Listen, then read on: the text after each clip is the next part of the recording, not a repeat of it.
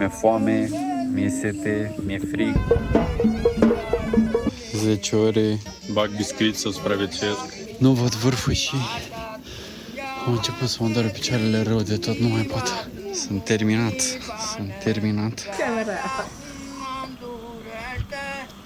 Dar a meritat experiența asta cu vârf și îndesat, aș mai face 200 de ori. Like and subscribe!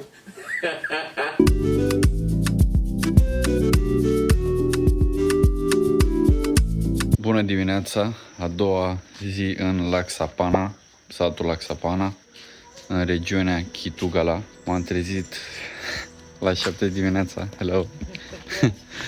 Și în curând plecăm spre rafting. Asta e casa unde stau. Astăzi cumva o să fie o zi plină, v-am zis seară, rafting, după aia să urcăm pe Adam's Peak. Aseară aveam puține emoții, astăzi n-aș zice că le mai am. Sunt convins că o să reușim. Câinele ăsta a intrat în casă, că o prasad lasă ușa deschisă și am zis, bă, vezi că a intrat câinele în casă. Oh, good morning! Și mi-a zis că e din alt sat, că aici în sat nimeni nu are câine. Vină, fată! Vină, fată!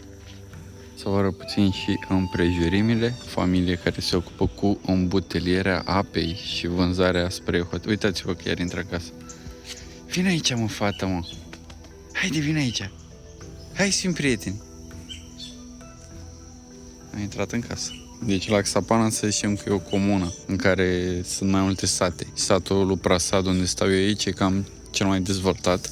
Și Laxapana, ca și comună principală, e una din cele mai bogate din, nu bogate, ci care produce cel mai mult revenue în Sri Lanka, pentru că au hidrocentrale aici. Datorită hidrocentralelor de aici din zona, mulți oameni care muncesc în domeniu s-au mutat aici și își duc copiii la școala lui. Și tatăl lui a lucrat tot la o hidrocentrală. Ei produc foarte mulți bani, asta nu înseamnă că primești foarte mulți bani. Am înțeles că au un salariu ok, $200-300 oamenii care muncesc aici. În 5 minute plecăm, sunt curios rău de tot cum o să fie rafting-ul. Sper să nu îmi rup nimica și să mă distrez. Micul dejun a fost servit, avem ceai făcut de mama lui, cules aici în spatele curții, și biscuiții ăștia care m-au omorât de la Maliban. Am mâncat ieri unii cu cocos geniali. Camera.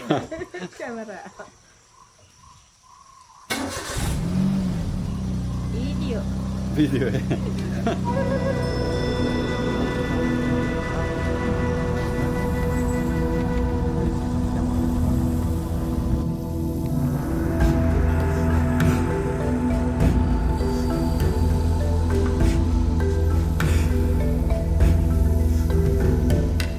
Înapoi acasă, înapoi în cameră. Am supraviețuit raftingului cu ceva emoții.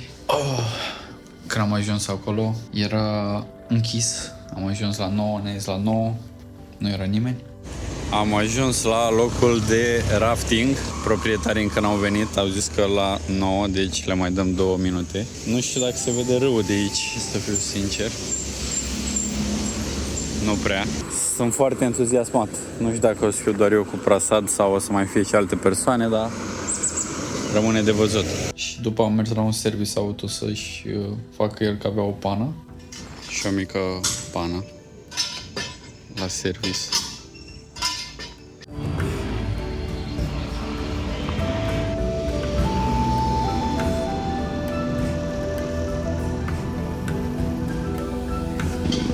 Ne-am întors la 9:30, am început.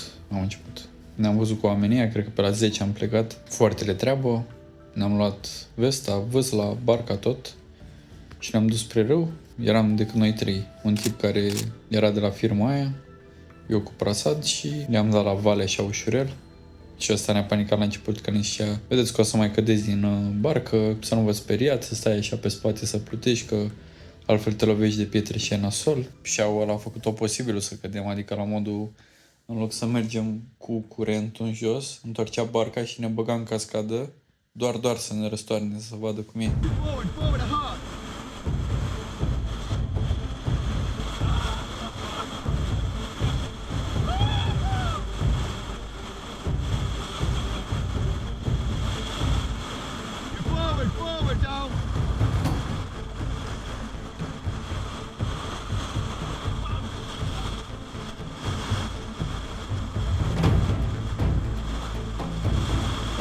Da, a fost interesant. Râul pe care am mers, căruia i-am uitat numele, a fost ceva... N-am mai văzut de mult un loc în natură care să fie atât de neatins de om. Efectiv, nu vedeai niciun gunoi, vedeai păsări, cum nu le e frică de oameni, animalelor de aici, că nu sunt o amenințare, nu le omoară.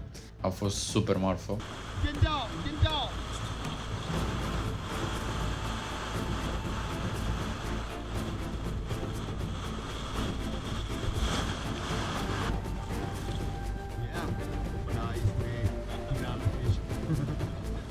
Relax on the road. Forward, forward, forward, forward. Forward, forward, forward, forward. Get relaxed.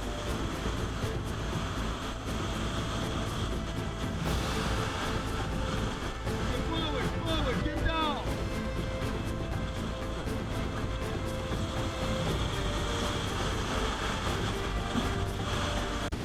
안녕하세요. Oh, sorry. Arigatou gozaimasu. Yeah. Get down.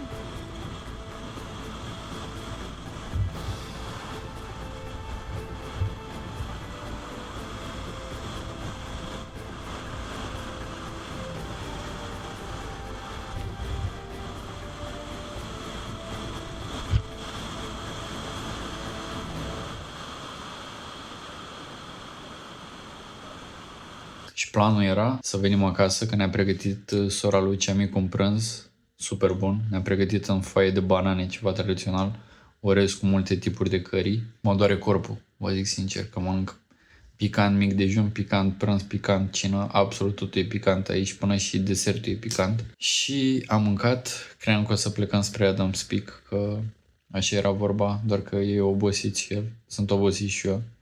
Și o să plecăm la 11 noapte, să mergem spre răsărit. Planul e dat peste cap, dar aia e viața.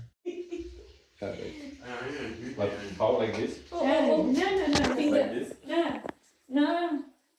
No.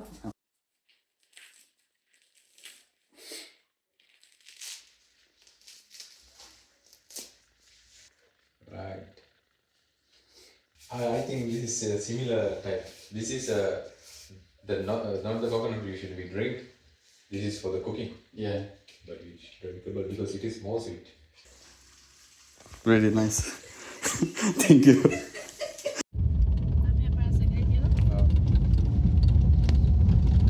Bună Dimi din nou, am ajuns în satul de unde începe Adam Peak hike-ul spre muntele Adam Peak, care e încolo, departe. O să vă explic pe drum de ce e atât de important muntele ăsta. E considerat un munte sacru. V-am tot repetat că de 2 zile Prased mă sperie un pic cu faptul că e foarte greu să avem grijă. E ora 11 noaptea, la 12 noaptea plecăm pe traseu. Vrem să vedem răsăritul la 6 dimineața probabil. Sunt eu, Prased și nevasta lui. Mai să începem atât de devreme pentru că nu vrea să ne grăbim. Vrea să fie ok și pentru nevasta lui și pentru noi. E un lucru foarte drăguț din partea lui ce face. Soția lui n-a urcat niciodată, acum o să fie prima oară pentru ea. Și pentru mine o să fie o lecție să nu mă grăbesc, să mă bucur de drumeție. O să fie 5500 de trepte. Muntele are undeva la 2200 și ceva de metri. Stăm puțin, am venit la un hotel de al prietenului lui. Stăm de vorbă și după plecăm. Acolo în față se vede drumul spre Adam Peak. Am băut un ceai la domnii și ne punem la drum. Se vede, am început de un minut, da? Ei își cumpără ceva de pe la tarabele astea, ca un mini orășel, foarte turistic. Mulți oameni vin aici, mai ales din Sri Lanka. Și dăm bice, eu sunt pregătit. La ora asta nu e nimeni, suntem doar noi. Dar sunt convins că pe traseu o să mai vină lume. Și acolo luminița aia e vârful. Încă puțin, nici n-am pus prima treaptă. Pasul pe prima treaptă. Giniraja, sponsorul nostru, ne-a dat un ceai gratis și o prăjiturică, ne bucurăm de ele. Thank you. El este zeul pentru care s-a făcut muntele acesta, așa mi-au spus. Aici e partea de donații și tips. Și aici cred că o să legăm și noi moneda. Deci astea sunt niște monede puse într-un fel de eșarfă care se leagă aici pentru good luck să ajungi sus. Ca să vă explic de ce e muntele ăsta de special pentru ei. E recunoscut ca și UNESCO World Heritage și e respectat de 4 religii diferite. Budiștii spun că aici a pus Buddha piciorul pe muntele ăsta. Hindu spun că aici a fost Shiva și catolicii și ortodoxii de aici se numește Adam's Peak, că atunci când Adam și Eva au fost dați afară din rai, aici ar fi ajuns prima oară. E ceva foarte, foarte important pentru ei și toată lumea repetă să respecti drumul ăsta. Astăzi n-am mâncat carne, n-ai voie să mănânci ouă, n-ai voie să mănânci nimic de la animale, ca să faci un fel de curățare spirituală. Și mi-am spus chiar să nu mă gândesc negativ, să am gândurile la mine, cum le-am eu tot timpul. Da, să vă arăt că am primit și brățara asta albă, ca în Nepal, când urci pe ceva. Sunt surprins că peste tot, pe stânga și pe dreapta, sunt magazine de astea. Mergem de jumătate de oră și încă sunt peste tot. Curios până la ce altitudine le găsim. Asta e următoarea poartă pe care intrăm.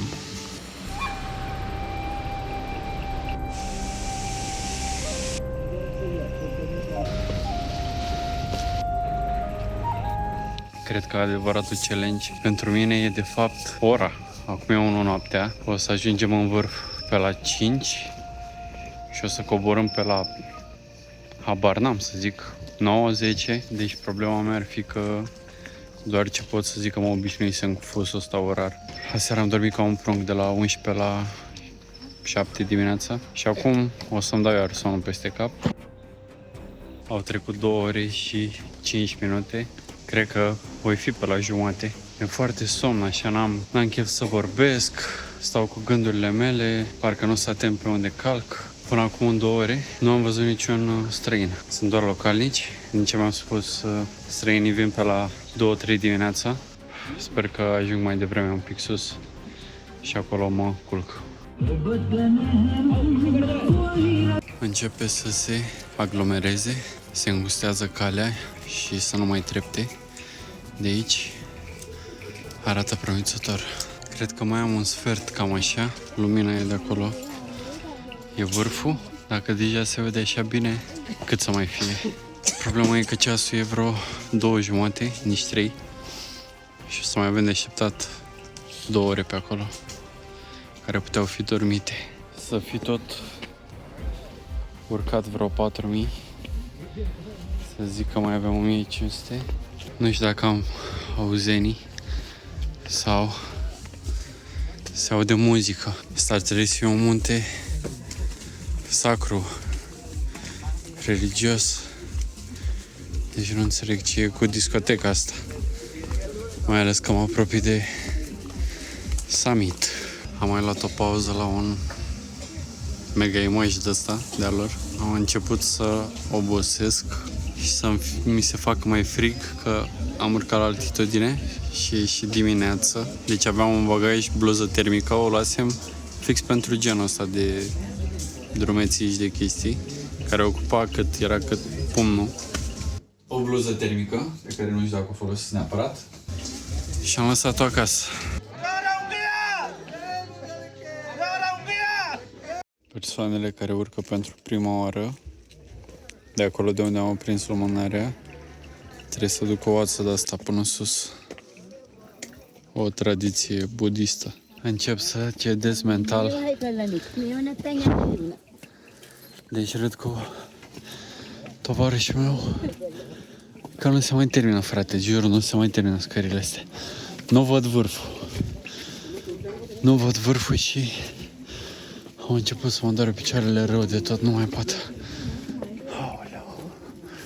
Aoleu, mamă. Aoleu, mamă. Aoleu. Unde-i liftul? Unde-i liftul? Și un pic de trafic, doamnelor și domnilor.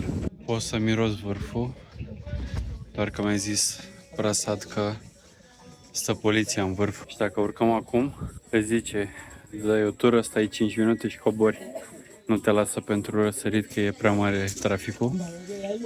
Și mi-a zis că știe el o ascunzătoare, un rest house, ceva de genul. să ne dăm loviți, să ne facem că vrem să dormim puțin. Stăm acolo 2 ore și când vine răsăritul, hop, în vârf. Sperăm că funcționează planul. La fel, singurul turist pe aici.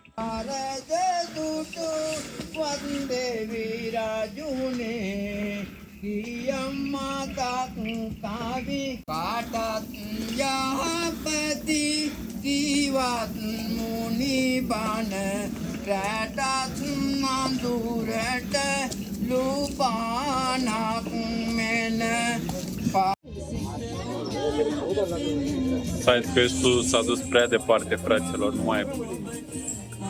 E frig, sunt obosit, nu mai pot.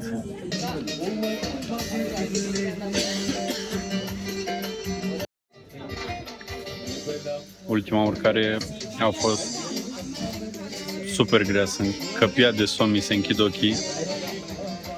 Am cearcăne de bag biscuit să supraviețuiesc. Au început să mă doară genunchii, dar termin cu siguranță.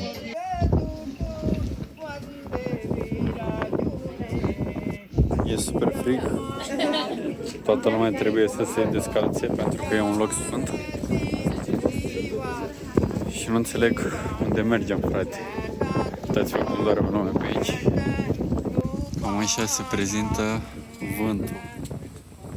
Am ajuns în vârf, sus de tot am urcat descălțat pentru că e un loc foarte sacru pentru ei. Eu mă gândeam că asta e o drumeție, dar e un pelerinaj la cel mai sacru loc din țara lor, efectiv. Și m-am impresionat oamenii ăștia pe drum, au foarte multe obiceiuri și bineînțeles că eu am venit nepregătit cu tămâie, bețișoare, ață, ulei, candelă, multe chestii.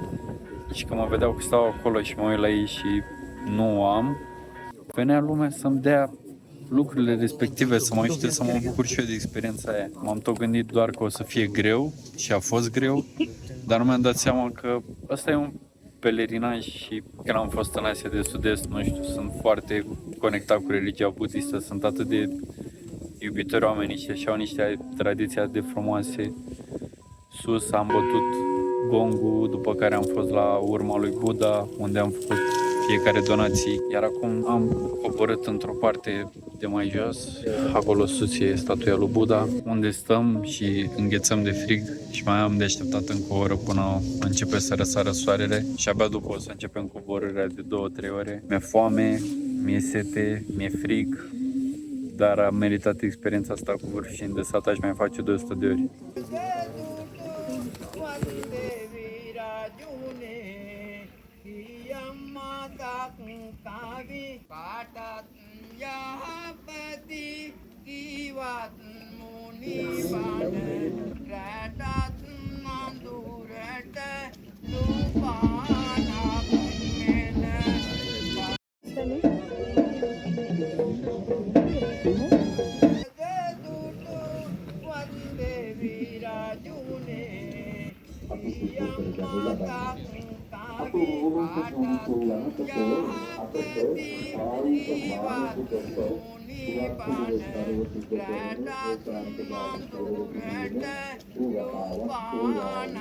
Vă prezint puțin toaleta, pe lângă că dau cu capul.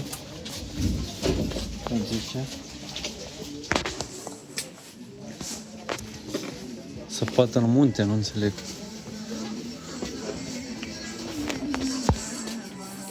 Foarte mișto peisajul.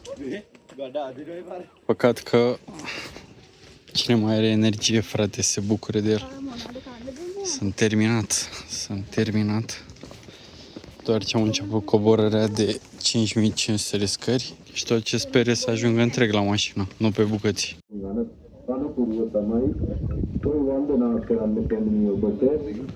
Acum că am ocazia să văd și ceva, acolo am pornit din satul ăla. Am coborât vreo un sfert în sus, n-am cum să filmez că nu se vede. A fost ceva nebunie. Opa, ia uite maimuța.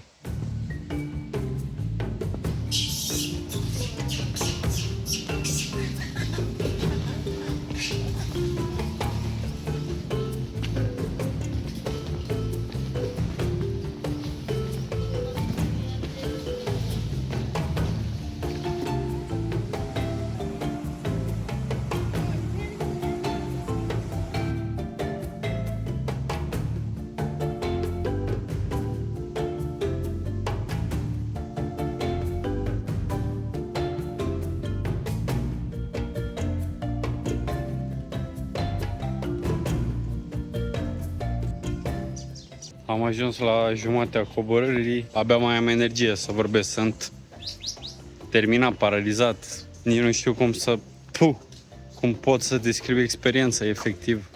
M-a trecut prin toate stările. Toată urcarea, până cu o oră înainte să ajungem sus, mi s-a părut ok. Și pace-ul și tot.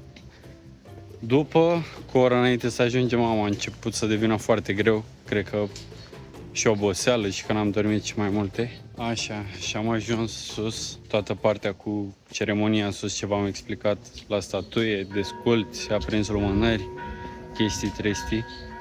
Acolo a început să-mi fie frig și după ce am terminat cu ceremonia, credeam că coborâm. Dar de fapt am căutat unde e estul, să vedem de unde răsare soarele. Și ne-am pus pe acolo pe jos, ne-am găsit o bucată de pământ și am stat o oră jumate să așteptăm să vină răsăritul. Crâncem, frate, stăteam acolo în mijlocul oamenilor, călcau pe mine, călcau pe picioarele mele.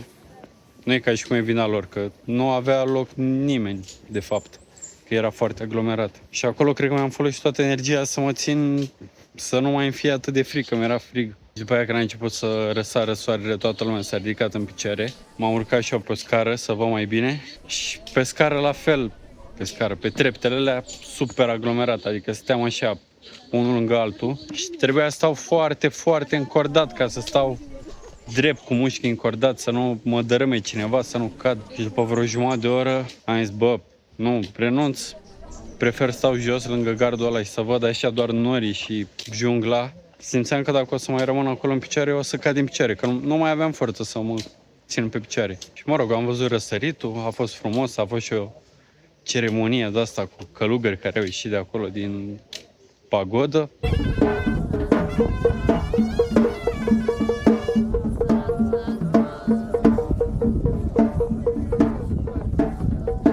Și după ne-am pus jos, că ziceau ei să nu prindem coadă, dar oricum am prins.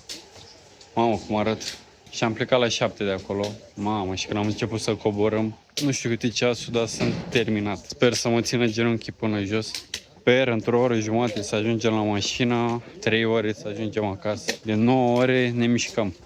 După așa efort, 10 minute de masaj de ăsta costă 2 lei, ceva de genul, 3 lei, 10 minute.